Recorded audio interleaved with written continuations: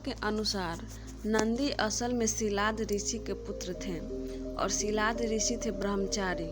दरअसल हुआ यूं कि ब्रह्मचारी व्रत का पालन करते करते शिलाद ऋषि के मन एक भय बैठ गया। भय था कि बिना संतान उनकी मृत्यु के बाद उनका वंश समाप्त हो जाएगा। इसलिए उन्होंने अपने वंश को आगे बढ़ाने के लिए एक बच्चा गोद लेने का मन बनाया।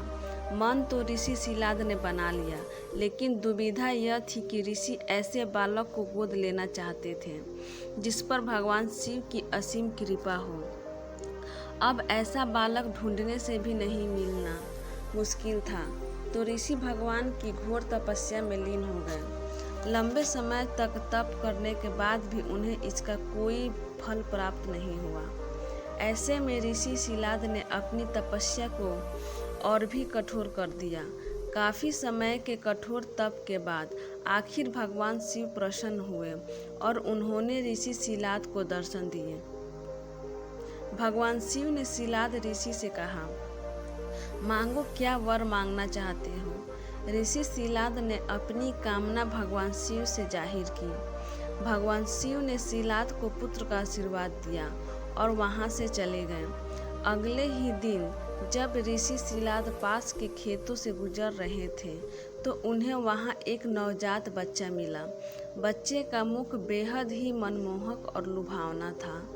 ऋषि बच्चे को देख बहुत खुश हुए और यह सोचकर इधर उधर देखने लगे कि इतने प्यारे बच्चे को इस हाल में यहाँ छोड़कर कौन चला गया। तभी भगवान शिव की आवाज़ आई और उन्होंने कहा, शिलाद, यही है तुम्हारा पुत्र। अब तो ऋषि शिलाद की प्रसन्नता का कोई ठिकाना ही नहीं था। वह उसे अपने साथ अपने घर ले आए और उसका लालन पालन करने लगे।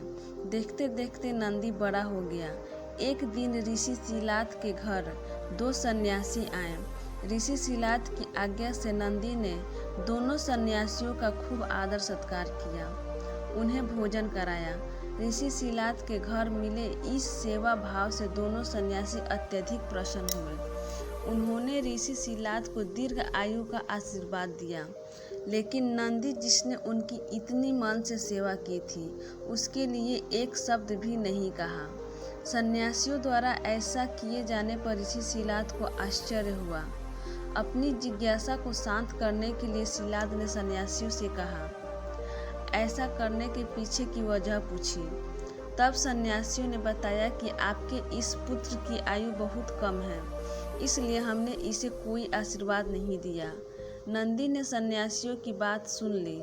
नंदी ने अपने पिता से कहा, आपने मुझे स्वयं भगवान शिव के आशीर्वाद से पाया है, तो मेरे इस जीवन की रक्षा भी भगवान शिव ही करेंगे।